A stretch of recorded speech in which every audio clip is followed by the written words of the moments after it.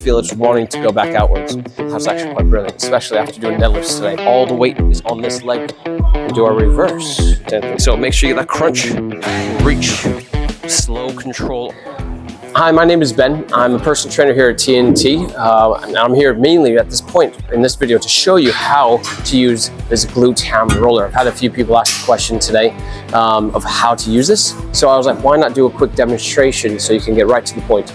So this piece of kit I would deem as probably a beginner to an intermediate piece of kit, but you're welcome if you feel like you're in an advanced section to use this for mobility or stretching out. In addition, you can actually make this quite difficult, but I would still deem it as, quick grab and go as a beginner or intermediate piece of device.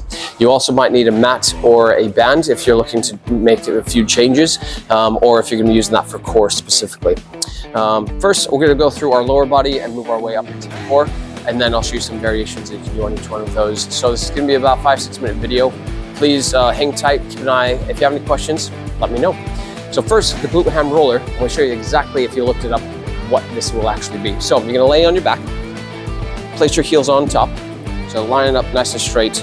I like to put them right in the middle. If you have a thin shoe, you're welcome to take your mat or something more firm, place it on top, and that actually makes it a little bit more soft for your heels. But we're going to lay on down, arms out to the side, make sure they're not narrow to the side, or you're going to roll your fingers over. Then you raise your hips up and curl them in, okay? Nice and slow and steady.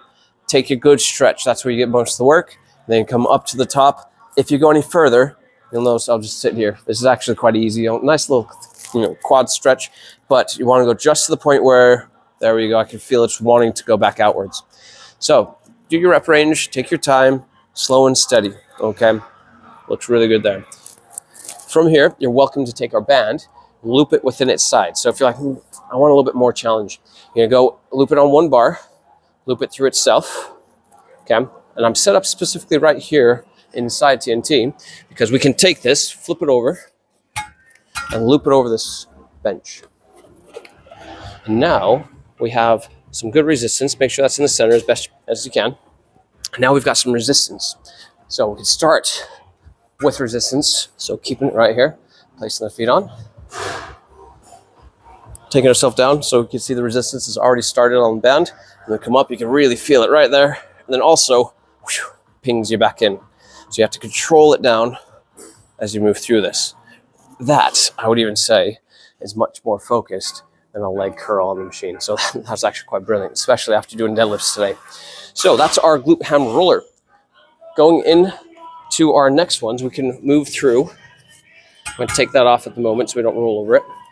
But again, anything we do today, you're welcome to add that band to it to add more resistance, okay? From there, we can do our nice side lunges. So we're gonna go in here, roll out to the side, and stand up. Hold my head still in frame. If not, oh well. You get a nice stretch there. All the weight is on this leg because it's not moving. And you get a nice stretch on the inner thighs. You can also, so I fall over there, turn over here, and do our reverse. Okay, so that's really helpful, again, to put more control through the front leg.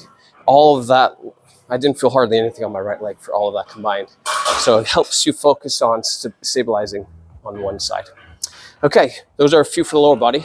Going for the upper, more so when I say upper, I mean core, because the upper body, there's not a lot you can do with this one. We're not pressing, we're not pulling, not necessarily. So from here, we can now go into our ab roller. So we're gonna take our hands, go from the side. From here, you wanna put your weight over top, crunch underneath. So right now my abs are really quite firm. And then we're gonna stretch out, keeping that chin tucked, stretching firm. And from there, pressing down while crunching through. A lot of people just tend to just go like that. You're not gonna do almost anything. So make sure you get that crunch, reach, slow control all the time to where you feel comfortable, and then crunch it back through. Don't just pull it under one, because you might fall over on your face. It rolls pretty quickly if you have the balance wrong. So right there, those two are really directed. Again, glute squeeze if you can, to get a little bit of extra into the abs, crunch through, and there you go. From there, we can take it the other way. I mean, I'm yet to try on my toes. I'm not yet to do that because it's going to roll right away. But that being said, we're doing a few extra than I planned. We can go in, we can do a little body saw. Go in our plank, roll out and in. It's a really nice way to stabilize the abs. It's a little bit more of the development for the core than just doing a plank itself. Okay, move that to the side. Next, flipping it over for the abs as well. Get a little bit more mobility in the shoulders. Place the toes in. There we go, line them up, there it is. And then get into your press position, we're gonna do our pike pulling, nice and slow and steady, okay? If you wanna go a little bit more demanding, reach out and back up, okay? Like the body saw. You going a little bit easier, you can bring it in and out this way and feel really good that way. All of those are focused for the abs, but you get a lot more stabilization through the shoulders. Heart rate's going up as well.